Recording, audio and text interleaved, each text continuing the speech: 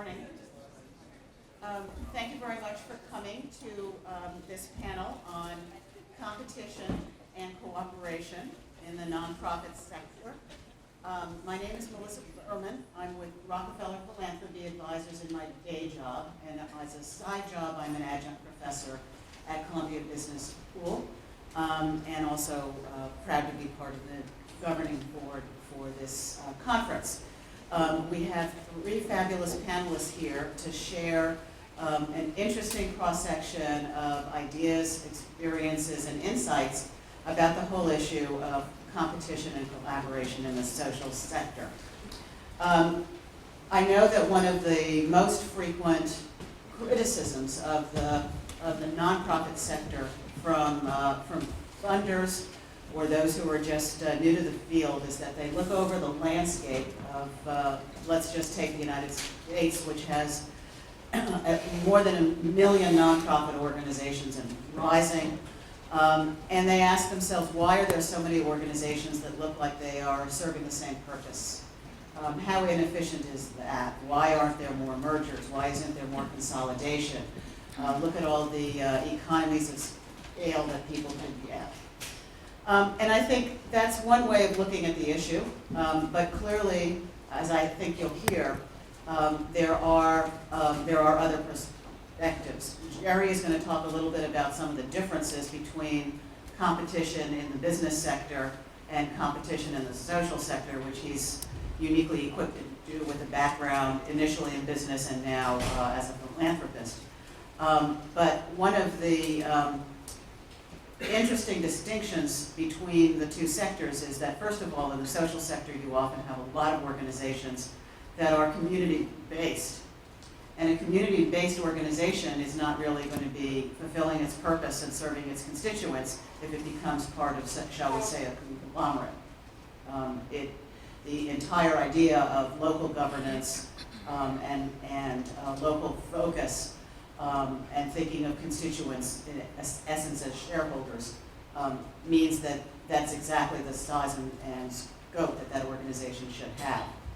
I think the other major factor that is worth bearing in mind when we think about collaboration and competition in the social sector is that one major factor about why there are so many nonprofits is because there are so many funders. Nonprofits don't actually survive without funders. And there are many funders who have a sense that they want, as they often say, I want my dollars to make a difference. I don't want to be a small fish in a big pond. So they build lots of little ponds. And that's part of the reason that we have this sector. And we have the kind of fragmentation that we have. So there are some responsibility, shall we say, for the current state of affairs on both the buy side and the sell side of the social sector. So with that kind of framing, I'm going to ask each of the panelists, sort of in the order, starting from Jerry and moving down, to introduce him or herself and give you a perspective for a few minutes on how they see the issue, either from a general point of view, as Jerry will start us off with, or from the point of view of their unique experience. And then I get the opportunity to ask the first set of questions, and after that, it's your turn. So bear that in mind, and we'll be cold calling on you at any time. Okay? Thank you. Thank you. Hello? Are you? Hello? Yeah. Well, I want to, first of all, say it's really a privilege for me to be here, and I want to thank you so much for participating. I'm a former businessman, as Melissa said, and the reason that I got involved in philanthropy is because I wanted to do something that was more challenging. And I think it is quite a bit more challenging. Very briefly, we set up a foundation about 11 years ago called the Lodestar Foundation. We're based in Phoenix, Arizona, but because we're a very opportunistic organization, so we work all over the world. The mission of our foundation, which is, we think, unique, is simply to support strategies that leverage philanthropy to its maximum. And we have identified two strategies that we employ. One is to encourage philanthropy in others, to encourage volunteering and public service, and the other is to encourage nonprofits to use business practices in what they do, to collaborate in other ways to avoid duplication. Over the last 11 years in the area of collaboration, we facilitated about 50 different collaborations. One of the projects we undertook a couple of years ago, or starting a couple of years ago, was something called the Collaboration Prize. We undertook the Collaboration Prize because we found that there was a lack of literature in the nonprofit world as to how to successfully meet some of the perceived barriers to collaboration, and if there were models that were available of others who had met those obstacles and succeeded. In spite of them, it might help the sector. And so we set up this national contest. We wound up getting about 650 nominations, and we have taken those nominations and we have analyzed them and dissected them and set up a database. And so the database will provide, if people want to look at the different forms of collaborations and what has been done, some of the challenges and some of the benefits, they can do so on the database. We just had a soft opening of the database a few weeks ago. We're improving it, and we expect to be able to transfer the database to partner with a much larger organization that has a much more well-known web presence in a couple of months. If any of you have an interest, you can navigate with the website, thecollaborationprize.org. In the area of the question of competition versus collaboration, it really is a fascinating question. And when I was asked to discuss that, I thought on a much more fundamental basis it might be important to discuss some of the differences between competition in the business world and competition in the non-business world, which people pursuing this area really might not initially look at. First of all, there's the issue of goals. In the business world, of course, your goal is by nature profit. Indeed, it may not be the only goal. I was at a conference a week or two ago with some leading venture capitalists, and they mentioned that when they look for investment, where to invest in the venture field, one of the things they look for is the ego of the venturer. And the person, sometimes with a real superego, is more interested in pursuing his ego than the profit, and yet those people wind up making the most profit. And that really surprised me. But whether it is pursuing your individual success or that of your company, that's your goal in the business world. In the nonprofit world, it's the opposite. Your goal is the mission for which you're doing that. People, that's something that's really important. The second issue is how to measure those goals.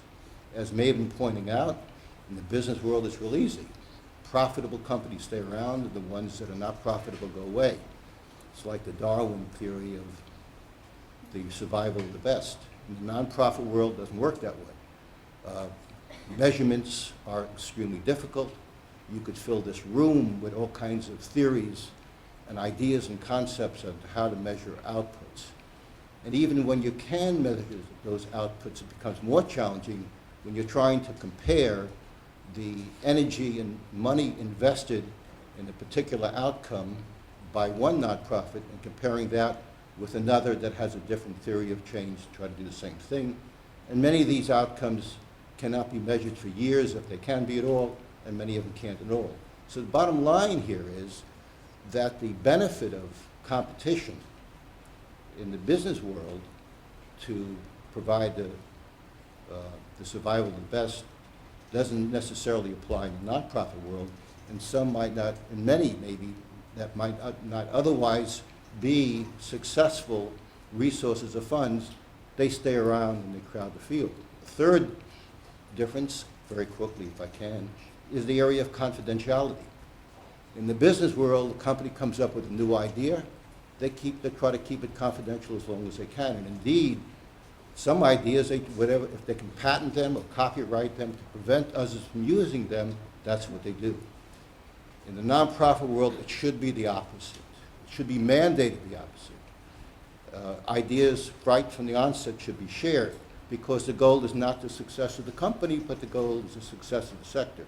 Another conference I was at a couple of weeks ago, it was mentioned that the new concept in what otherwise might be called collaboration in the world is really not collaboration, but just sharing, replication all over the world from good ideas. You don't really need active collaboration. Exactly the opposite of what may be done in business. And the fourth is what Melissa referred to, is the different barriers to entry, the different limitations even to get to the starting gate of competition. Of course, in the business world, if you want to start a new venture, you have to have a business plan, so you have to have a competitive analysis, what competition there is and how you're going to overcome the competition, and those kinds of things. In the nonprofit world, that doesn't exist. You want to form a 501(c)(3), all you have to have is a justification, is a legitimate charitable purpose. And also, as Melissa indicated, nonprofits that initially start up usually get funds from their friends, from business associates, family, those kinds of things, who are not going to analyze that ongoing initial nonprofit as they might if they were going to invest in the business. The result is you have this, all these nonprofits, and you have a sort of a stigma in the industry of wasteful competition. Another aspect of that wasteful competition is those that do have good ideas. There's no requirement that before they implement those good ideas, they look at existing nonprofits in the area that might be able to employ those ideas before starting themselves, and then you have this added layer of different bureaucracies supporting these ideas. Just to let you know, my view is that competition, or a form of competition in the nonprofit world, has really radically and positively changed us. Social entrepreneurs especially, change makers of every kind, has radically changed the nonprofit world. In fact, now that I've suggested something that might be against competition, our foundation is an active supporter of the latest innovations of Ashoka, for example, which is, many people think, invented the term social entrepreneur. But my comment is that in the nonprofit world, I think competition could be very healthy if it's limited by three things. First of all, a new idea. Somebody has a new idea, they have to look at existing institutions to see whether they're able and willing and capable of adopting those new ideas before they start a new organization. Second of all ideas need to be shared openly and willingly with others. And the third thing is, in all cases, the idea of the goal of the betterment of the mission as opposed to the individual or the organization needs to be always focused on. So I realize a lot of this stuff is basics, but when you look at that difference, it's difficult. Sometimes you lose sight of those three things. And my view is that there should be a new concept in competition in the nonprofit world. We ought to call it collaborative competition. That's my thought. Thank you so much. Thank you, Gary. Thank you. Hi, my name is Jamina Bernard. I'm Columbia Business School 2001, so it's fun to be back here. Just by way of background, I should say that when I was at Columbia, I never would have imagined that at this point I would be the executive director of Teach for America here in New York, much less in the education reform space. I came to Columbia to make a quick transition. I came 2 years out of undergrad, and so to make a quick transition from being at the entry level to being the boss. So that was my impetus for coming to Columbia. And to do that, I thought that it was important to be able to compete with the big dogs. And so I was a finance concentration here and really didn't focus as much on the social enterprise aspects. And now that I'm an alum, I love the fact that I do get to come back and focus on these kinds of things because it's near and dear to my heart. What fundamentally drove me to get into this work is really a mix of both personal and professional experiences.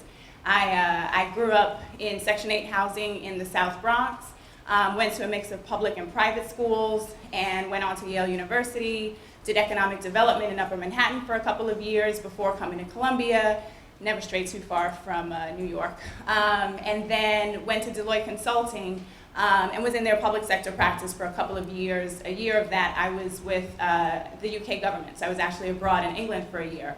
And while I was abroad, I realized two critical things. The first was I needed to come back home. I needed to come back to New York. And the second was I needed to get back into work that fundamentally drove change in communities that frankly looked like the ones that I grew up in, and I'm half black and half Puerto Rican, and communities where the people looked most like me. And I thought it was important to get back into the business of actually trying to be a model for what is possible when someone does in fact get access to a quality education. And that fundamentally drove me to move to the Department of Education here in New York. So I worked there for 4 years, did a number of different things. For 2 years, I ran the Central Parent Office, and then for my last year at the Department of Ed, I was in the Office of New Schools, where I shut down failing schools and opened a number of new schools and charter schools in their place. So I was very popular in communities throughout the city, as you can imagine. And following that, I was drawn to Teach for America because, as you could probably tell by now, I fundamentally believe that closing the achievement gap and the education reform movement that many of us are involved in is the civil rights issue of our generation. I fundamentally believe that the work that we're doing to recruit masses and masses of future young leaders into the education reform movement, working to close the achievement gap, working relentlessly to do that for 2 years as they teach in low-income communities throughout the country, and then fundamentally have transformative experiences that keep them hooked in this work. Whether, in New York City we have over 2,300 alumni, many are in the room here. We have over 2,300 alumni, 70% of whom stay in education. We also believe some of them should go off to business school and some of them should go off to law school and medical school and fight the achievement gap from multiple sectors, being very grounded in this work. So that's what I do, and that's what brought me to this work. And when I think about competition and collaboration, I think Jerry covered a lot of it, and I agree with much of what he said. It's interesting. I don't have those words at the top of my head and the top of my mind every day in my day-to-day work, but they're inherent in the work of running the largest region for Teach for America, certainly, and operating in a space of where there's a lot of activity and forward momentum in the education reform space in the largest public school system in the country. And I totally agree. I think my business school hat thinks competition is a good thing. I think frankly it forces nonprofits to operate at their best. I think it forces nonprofits, especially in a universe with limited resources, and over the last year especially, where many of us were scrambling to make our revenue targets, it forces us to work relentlessly to be exemplary. So I think competition is a good thing. I think collaboration is a great thing. I think in an environment where you do have to compete for resources and you are fundamentally driven and drawn to other organizations and other people that are of like minds, that are focused on the exact same thing, doing what's best for kids in low-income communities, and in the case of my work, you naturally come together to be creative, to collaborate. And so I think that's a great thing as well. I would say, if I had to think about from a competition and a collaboration standpoint, I focus a little bit on what the biggest challenge is with that. Frankly, I think it's less so the competition for the dollars in the marketplace, because again, if maybe I don't worry about it as much because I focus on being exemplary, and so I work really, really hard. But I think it's really the competition for the people. I think the competition for talent, again, in the spirit of trying to be exemplary, we all want the best. We want the best people at all levels of all of our organizations. I feel really blessed to be at Teach for America, where we had over 35,000 people apply for 4,100 teaching spots across the country. This year we're on track to that number being about 50,000, and we'll probably accept about 9% of those folks. So, I feel really blessed that people come to us constantly to ask for access to our talent, our pipeline. It's what we do with regards to our alumni movement as well. But with that said, especially in New York, where we have some of the highest performing charter schools, the charter management organizations, it is a race for snagging the best people for all your positions, especially in the context of all of us really in this work are very, very focused on diversity as well. And so when we think about the work that we're doing, in fact, is fighting the achievement gap, so naturally the marketplace for a more diverse talent pool is something that we are all aspiring to, and we're not yet there. That makes that much more tricky and challenging. So I'd leave you with that, and I'm happy to answer questions later. Hi, can everybody hear me? Great. My name is Rick Serpin, and I'm the founder of a family of organizations that are committed to transforming long-term care in this country, particularly care in the home for elderly and disabled people. I'm going to talk about two of the three organizations that make up that family, and talk about it for the purpose of how I understand the issue of competition and collaboration. The first organization is Cooperative Home Care Associates, which was started in 1985. It's based in the South Bronx. It's an organization of 1,600 Black and Latin women, and a few men, and a couple of whites. And they have to be men as well. And literally, for the first 10 years in the organization, I was the only white and the only male. And I enjoyed every minute of it. There are now 1,600 aides, and basically what a home health aide is the same thing that a nurse's aide does, a hospital or a nursing home, only in someone's home. Cooperative home care was started with two big ideas. One was that if aides were treated better, if they were treated as if they deserved good jobs, they do not have good jobs, they're low pay, part-time work, no health, no benefits. It is a classic poor job, and people who do this work are classic working poor. If they had good jobs, that the care provided to elderly and disabled people would be better. And secondly, is that if workers own the company, that the company would then have to be good enough to own, and that the culture would be one in which people would be comfortable, and there would be a sense of community, and people would stay, and they would do good work. Both of those are very simple ideas. They were treated with tremendous disrespect and scorn by people in the industry, and it was a long-term process of, so we thought of ourselves as very collaborative people, very nice, kind people. We were treated badly by the rest of the industry, and we were therefore in a competitive fight in the industry about our school of thought. It really wasn't even about market share, because at the beginning, we entered the market at a time when the industry was growing, so we really didn't have to fight to take anybody's market share away. We had to fight to create a presence. And in the beginning, it was really striking. In the beginning, the internal focus was, we thought of ourselves as a mutual gains enterprise. There's actually a literature about that now, but there wasn't at the time.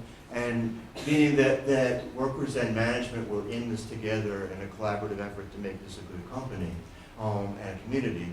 The second thing is that externally, we didn't think of ourselves as competing against anybody else, because no one was trying to do what we were trying to do, the way we thought of it. We were wrong. The way we thought of it is we were judging ourselves by our internal goals, not our external goals. And we weren't trying to transform the industry. We were trying to create a very good place that was a viable business. We later came to believe that we had to change the industry. But 1985, that is not where we were, because no one thought you could have a worker-owned business of low-income people where they would sit in the boardroom and control the organization, and that it would last. There was a literature that said no, it went against everybody's instinct about who Black and Latin people were, who poor people were, who home health aides were. You could make the long list, and this is impossible, and everybody told us so. The only people who really believed in us were several religious orders of nuns. And they actually invested their pension funds in that. There are a few other people, a few other organizations like that, including one major program officer at a large foundation. But in general, what I said is true. And we went through the gradual process of, took 5 years to prove to ourselves that we were successful, and other people had to tell us that. And we had to develop support. And we were faced with the contradiction of that the major political force in the industry was Service Employees International Union, which is the major union in healthcare, and that in policy discussions, public hearings, whatever, we would be saying the same things, but they would look at us, and me in particular, as a white man. They looked at worker ownership as in effect a company union, and they treated us as if we were the enemy. And without their support, we were never going to change the industry. What we ended up doing after many years of kind of dancing around each other, we went to them and said, what if our workers became members of the union, and that we worked together to do this? And that ended up happening. Workers had to vote on it. It was actually a very difficult process, but we collaborated with the union in order to affect public policy. Even after workers became owners, it was a very difficult process with the union because they really didn't know how to deal with us. And to some extent, we didn't know how to deal with them. We didn't know how to deal with them and get respect for who we were. And that is a major problem in my story about collaboration, is how do you stay intact when you're when you're a smaller organization dealing with what in effect is an empire, or in my metaphorical world, a beast. Who can eat you when they want to.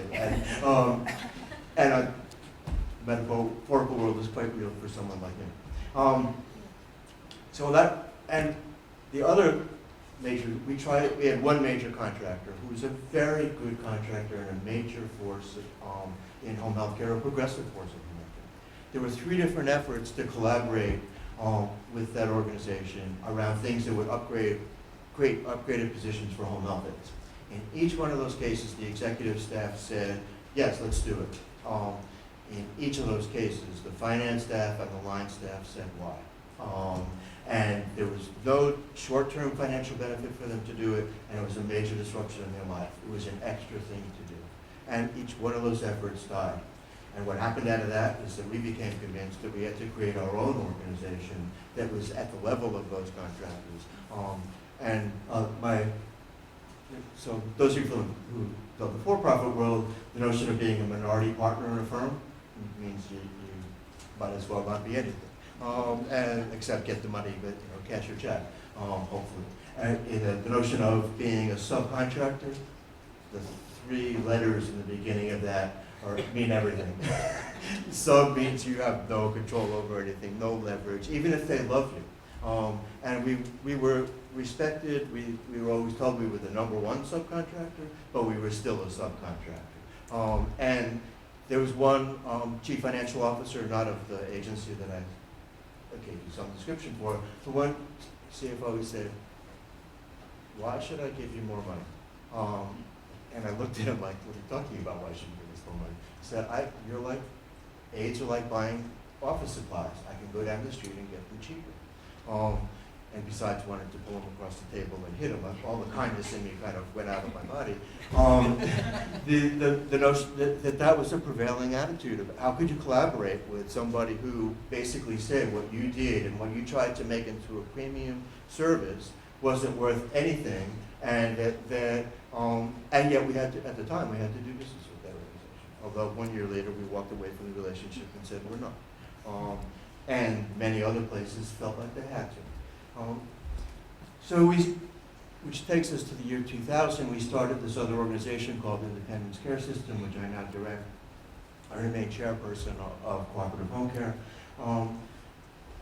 ICS serves people with disabilities, most of whom are in wheelchairs. Most good chunk of them have multiple sclerosis or spinal cord injury, and then a whole assortment of other physical disabilities. They are They're on Medicaid, they're eligible for a nursing home, but they live in their own homes. And one of the major services we pay for is home health aid services. So we have contracted services, and hopefully the agencies that we contract for don't think that we're treating them as subcontractors, but we treat them in an equal relationship, or semi-equal relationship, meaning that we still have 60% of the vote. We do control it, but they have a lot of leverage in the relationship. And ICS was started with two big ideas. One was that people with disabilities are underserved and disrespected with the same kind of invisibility that home care aides are in the service system.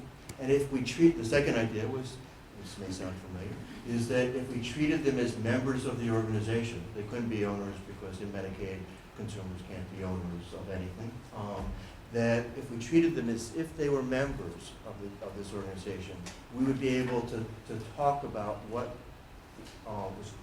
they most valued instead of what was, so that we could talk about how do you take risks. Most professionals would say you have to do the nth to protect liability issues. We would say we would be willing to deal with that as long as there was a process with the consumer that gave them more freedom.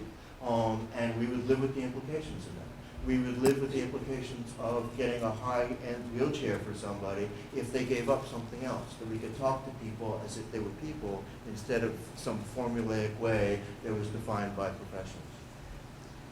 This was also a mutual gains enterprise.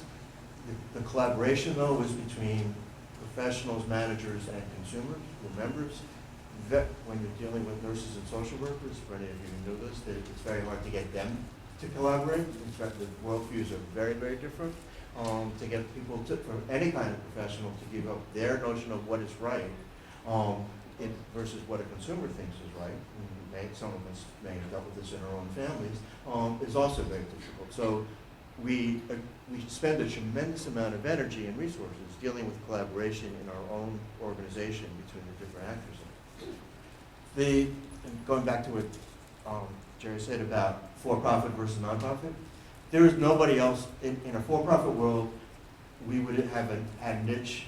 No one else wants to serve people with disabilities. There is nobody else in New York City, literally, who is occupying the same space as us, and no one coming in. No one wants it. We would think this is a good thing. But from a payer point of view, that means that it's too small a niche, that they want larger scale. They want us to consolidate with other organizations. And what we've had to do, we seriously considered being purchased. We, in fact, put ourselves on the market. We're an ICS is a nonprofit.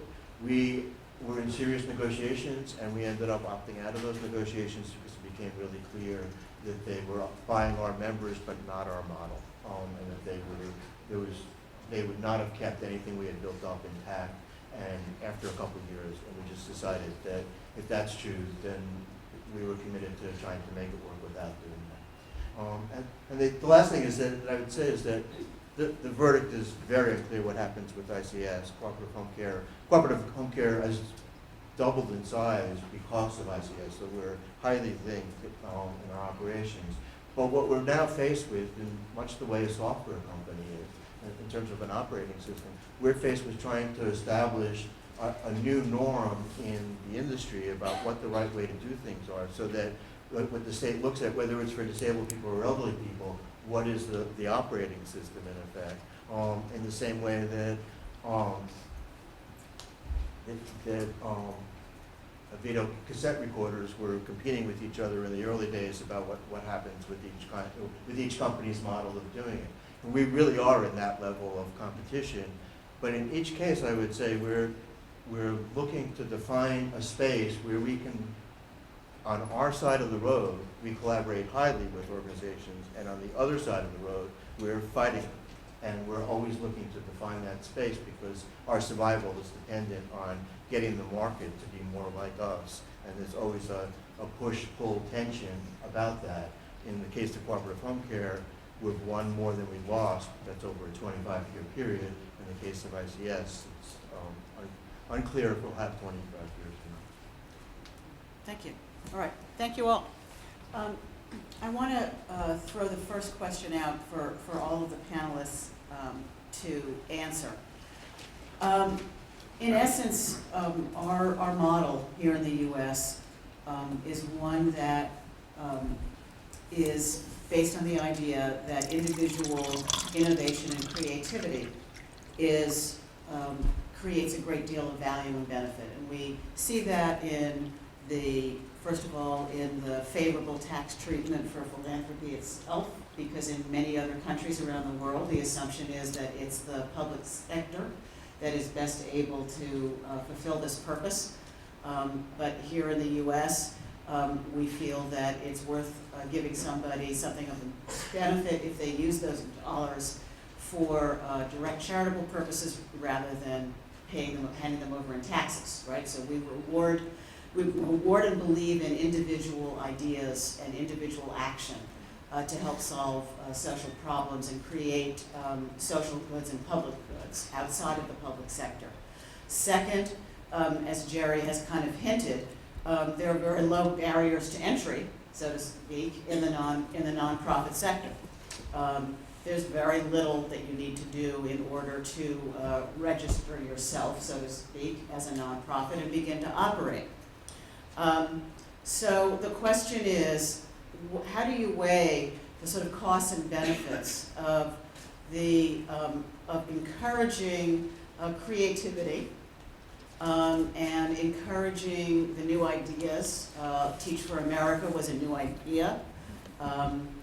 Rick's organization is a new idea versus some kind of assessment by some kind of outside agency that says, no, actually, your idea doesn't really pass muster, and you can't form a new nonprofit organization. What you're doing is really, duplicative. So, how do we weigh those two?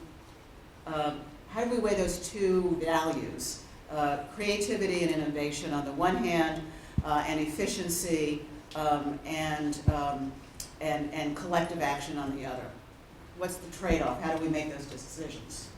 Well, I think it's a very profound question, and as you offered the question, I think I read not too long ago about when the automobile industry was being formed here 100 years ago, and Henry Ford was around. There were about 60 different automobile companies, and it was only through their innovation, et cetera, that it wound up the 60 became 6. And so that reminded me. My view is it really depends on the maturity and complexity of the type of social service, and I'll give you two thoughts, two different ones. Our organization, one of the things that I mentioned that we support is volunteering. Well, in this country, right now, there's an explosion in the area of youth volunteering, youth philanthropy. There are hundreds, maybe thousands of organizations all over the country pursuing that. And in one sense, a lot of them are somewhat duplicating each other's efforts, but on the other hand, each one is coming up with their new, I've come up with, seen so many new ideas. And the demand, the breadth of the demand is tremendous right now, not only in this country, in other countries as well. So it's an unsettled industry, and I think to that extent, we need to really continue to nurture new ideas and concepts, et cetera. On the other hand, I'll give you an opposite example. A few years ago, right after President Bush allocated $15 billion to AIDS, I happened to be in Uganda, and I met with the U.S. ambassador to Uganda, and I said to him, how are you doing dispersing that money? He said, well, we have $104 million, and so far we've given out $2 million. And I said, well, what's happened? He said, well, there's 96 different AIDS organizations all applying for this money, and we have difficulty trying to figure out which ones to go. And that goes to Melissa's idea, or comment about the possibility in that limited area, it may be that you need to say to those people, to all those organizations, you need to consolidate, you need to get together before you continue to all exist with these 90 different organizations. So my view is it somewhat depends on the social sector involved, the maturity of it, the complexity of it, and also the breadth of the need. Thank you. Yeah, I agree, and I think it goes back to what I was saying before around, and I might be oversimplifying it a little bit, but sort of competition in the marketplace is a driver for being relentless towards being exemplary, and so I think that applies in terms of trying to enter the market as well. So if you want to be creative, if you want to be innovative, I think there's still plenty of opportunity for that. But I think with ever increasing or decreasing philanthropic resources in this economic space, especially, the bar for actually thinking about financial viability, how you're going to sustain your growth, especially without ongoing commitments of certain philanthropic resources, that the bar for that has risen. So, and when I think about, the work that we're in around actually solving social problems, I think that's a good thing. I think having a higher bar to actually ensure that we have, and I think someone was saying this upstairs on the panel as well, having a higher bar where there are barriers to entry, so that those who are at the end of the day going to be the survivors, if you will, in terms of survival of the fittest, will probably move us that much more quickly to solving many of the social ills that exist. So I don't want to suggest that I'm anti-innovation or startups. I think we absolutely need to continue to have entrepreneurial spirits, but I think that the bar is that much higher. That like funders, or I get asked to read a lot of business plans for nonprofit startups, and sometimes it's very rare that I read one that I say, yep, there's nothing like this, and you should absolutely, and here are some people that I want to put you in front of, and you should pitch it and you should go for it. Those do exist, but it often does require sort of going back to people and saying, actually go do some more homework, actually figure out how you're, go check out how these people are doing it. And if you really want to be in this space to do this kind of work, you also have to think about how you're going to sustain yourself in the long term, both from a philanthropic and a public sector support. So,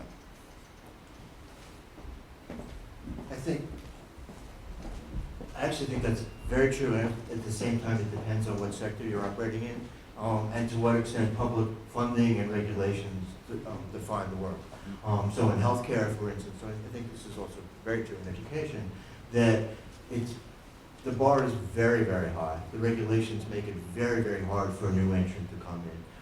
And the bar is very high in terms of funders, because you need a fair amount of money to start, that $50,000 is not going to make it. In the social space that is outside of those worlds plus housing, I think this is very true for it. But big brother, big sister organizations, you can start in a small place and grow it. But when you're dealing with healthcare, education, and housing, it's very, very, you want scale. And the problem, I think, is how do you allow innovation? And Teach for America was once the most innovative thing going on in education. And so when all of us get some scale, we don't want anybody else to come in and take up any of our space, because we have to worry about the level of resources that are there. And we act just like the people who get those up. When we first started ICS, we had to get our own legislation. We had to fight against the major players in the field who thought we were leaping up to their level and didn't want us to. And one of them, the chief executive of one of them, said, "You can't do this." And she meant it well, what she said was legally. What she meant was, you have no right to do this, and because you're in our space. And she was wrong legally, and we did do it, but it was a reflection of a much larger issue about there's a natural inclination if you're sitting on top to knock people down who are trying to get up there. And the innovation, once you get there, in our experience, is that innovation is really, really hard to have it diffused in the industry, whether it's replication or diffusion or however you try to do it. It's a long-term process, and funders find it very hard to stay with you in that process. That it's not as exciting as the initial startup. And they don't have that they want to put their money someplace else. And it's really understandable, but it's up if you're sitting where we do, it's a problem. I want to switch to the other side of the two topics that we're here to talk about today, which is the issue of collaboration. Obviously, there are lots of ways that nonprofits can collaborate with one another, from a very simple thing like putting a conference on like we have today, so that it could be simply at a project level, to a real almost integration of efforts, to an administrative type of collaboration in which they're sharing back office services, to something which is really very profound and long lasting. In the corporate sector, this kind of initiative is often called a strategic alliance. And I remember in a former life when I used to work with large companies, the CEO of one of them saying, you know, a strategic alliance is just an expensive kind of acquisition. And his premise being that there is no real efficiency there. It's all illusory. And I think that there is some real thinking that we have to do when we talk about collaboration, about what the costs are from the point of human resources, among other things, of that collaboration. And I want to ask the panelists the same kind of question about that. How do you assess the costs and benefits of collaborative efforts in the nonprofit sector? Thank you. Well, it's a very, very excellent question. One of the problems we face in supporting collaboration amongst nonprofits is they don't anticipate the amount of time and expense that pursuing a successful collaboration will entail. And a lot of that time, a lot of that expense relates to the staff time, which is huge. And if that's not budgeted in advance, if well in advance you say to that nonprofit, you're going to have to spend this much time, or the 3 nonprofits or the 30 nonprofits working together, spending that time working together, you're going to wind up with a very wasteful potential collaboration and a result of a bitter taste in each of these people's mouths because they wasted their time trying to work together. So it's imperative to realize that the time involved in working together, the different cultures that you have to work with, the egos, the bureaucracies have to be integrated, whether you're talking about just sharing a supply vendor or a merger on different extremes. Really, you're talking about huge problems. Now, if you plan for this in advance or anticipate the cost, usually speaking, it winds up ultimately to be beneficial. Or you don't do it at all. And that's, going back to the business approach again, if you anticipate how much it will cost you in time and effort to develop a relationship between several organizations, it may not be worthwhile, and you all wind up saving and going your own way. We've had big problems with people, they get halfway through it, and then they realize their basic core values are so different that they can't come together. Well, it all relates to anticipation. So the question of whether the cost of potential collaboration is worth the benefit really is just like it would be in business. You have to, in advance, look at and different types of collaborations, again, involve different kinds of advanced costs, and usually, as I said, they relate to the time involved that is unanticipated. Thank you.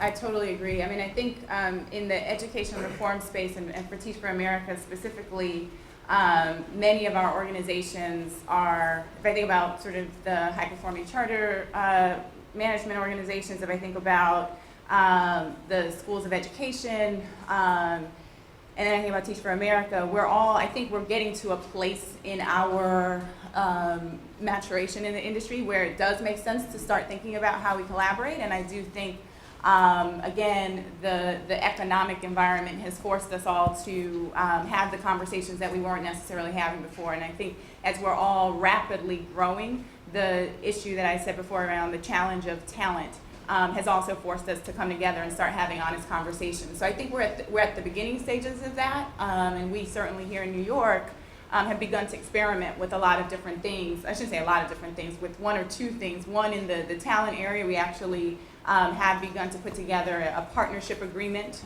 where, nothing's sort of binding, but we all are, because we're all focused on the same mission and because We care about fueling each other's organizations. We sort of have come together and come to some basic understandings about not poaching each other. So there's that element, and then on the other side of it, on the teacher training and support side of things, we really have begun to come together to figure out, what are our various strengths and how can we build on that together. It is hard. It's really, really hard because, as you can imagine, in this space, everyone has very strong opinions about their model being the best model. And so it is hard, but I think the beauty of it in my world is that we all really do have the same end game in mind, and we do value what everyone is bringing to the table, so we're willing to put in that time and energy, and we sort of know going into it that it does require time and energy to get there. And then I think that then requires us as leaders to say no to other things, to recognize that because it does require a lot of time and energy to get collaboration right, you can't do it with every single functional area across the board for what you might be working on. You have to really be deliberate in what you're focusing on and really try to figure those things out. I agree totally. We've taken 3% budget cuts over the last 2 years, which has meant that we've taken pay cuts, we've taken benefit cuts, we've reduced staff by 20 people, something I never had to do in a long time of management, so that we don't have resources to budget to do collaboration. So collaboration basically comes from executive staff time for the most part, and collaboration is mostly about making sure that our relationships that we already have in place are where we do think we're collaborating with people, and I don't use the word partner because I think it's been overused so much that it has very little meaning. You don't know what the texture of that means, but it's in that ballpark. We have to be important to people. We can't survive as a totally independent organization and expect for everybody to love us and continue to. We need support. We need support from politicians. We need support from within the health department. But more importantly, in our neighborhoods that we're working in, we need agencies that think we're great and that without us they would be in trouble. And that becomes a management and executive staff role more than shoring that up more than anything else. And so when I have to evaluate, do I come here or do I do something like that? That's really, this doesn't happen a lot, so I can afford to come here. But that really is the decision. And in the old days, so it's more urgent to collaborate than ever before, but we don't have the resources that we had before. Let's turn it over to you for questions. Go right ahead. Can you, you first, then can you please just sort of say your name and your current affiliation? My name is Malvina Vishtabradin, and I'm an alumna of Columbia University, and I also work for Columbia in the Art Section. My question is going back to your initial, Mr. Berman, your question about creativity and innovation versus the competition for resources. I was wondering if anyone of you could speak to the role and responsibilities of something like Network for Good, Charity Navigator, Global Giving, these conduits, and their role and responsibility in identifying organizations that are at the highest standards and levels and sort of guiding donors' choices, as well as also grant makers and foundations that people look to in terms of where the grants are going and how they select the organizations that they fund. There's a complicated one. Okay, I'll repeat the question, which is, what's the role in the context of allocating resources resources like Network for Good, Charity Navigator, Global Giving, that provide either information or recommendations to help shape decisions, as well as the role of the established foundations and their giving patterns in terms of the signals that they send to other donors. I'll just take a few Sure. moments on this. Go right ahead. Well, I guess just like other things we've discussed, it depends on the intermediary organization. Charity Navigator, for example, has been realizing that maybe they have been using the wrong determinations of what's a successful nonprofit for many years. And so they've been possibly giving wrong advice to people for 20 years, and over the last couple of years have been modifying and changing their whole process. So to that extent, you have to evaluate whether they've been beneficial or not. Global Giving and others that provide the service of vetting third-party international organizations on your behalf could be very valuable. Again, it depends on the quality of the organization and what they do. I think they have a tremendous benefit. I'm very friendly with a lady who has something called Universal Giving. Again, you got a competition or a benefit between Universal Giving and Global Giving. They do similar things in different ways, but that's it just depends on the quality and what they are. There can be a tremendous benefit, especially in this very complex world. But on the other hand, you have to go and spend a little bit of time finding out how they do their work and how they evaluate these organizations. I mean, I'd say short. I'd put more of an emphasis on the donor signals than these sort of websites and these other metrics, these other external metrics. I think finding a critical individual donor or foundation rather, who is going to especially when you're trying to enter the marketplace, who's going to signal, I'm putting my weight behind this, I believe in this, is pretty, can revolutionize your ability to get additional dollars and sort of very quickly enter the marketplace. Sir. I'm a 77 graduate from Columbia, and for a while back. The question is actually, Jerry, you mentioned early on. I've spent my whole career, 35 years, in the for-profit world, and now started a nonprofit. You mentioned that competition is good, but we should share. And starting my venture here, I've always been reluctant to share my concept for competitive reasons. Right. And I think if we really go down the competitive road, and I think that's what's really, I think, is vital to social enterprise, then I'm not sure we should be sharing, at least what's proprietary, our secret sauce with the world. And so I would like you guys to sort of talk about that, because it seems to me if we're going to go down the competitive road, that's sort of implicit. Okay. Go ahead. From my point of view is that I think, at least from a service point of view, it's not a technology that is a secret and that's super proprietary. It's in how you do the service, and generally I believe that the more complex the culture of the organization is, there's no way that it can be actually replicated, and therefore they cannot be given away, that leadership in different places have to take it on. But there are things that one does that, like in training home health aides, and which we do very differently than most other places. We coaching and supervision, instead of hardline supervisors, we're training people, especially nurses, to be coaches and to home health aides and to other staff that they supervise. Those kind of techniques and ways of thinking about it are important practices that our third organization actually goes around nationally and does that work with other places as a dissemination strategy, because again, we don't think we'll be successful just growing it to whatever scale we can grow to within our limited resources. So we need other places to do that. It's our particular view of it, but in our terms, there's not a technology that will be the super secret or the Coca-Cola ingredient. Well, I'm facing a similar challenge, and that is my organization is trying to transform the way mathematics is taught in the United States. And we're going to use video,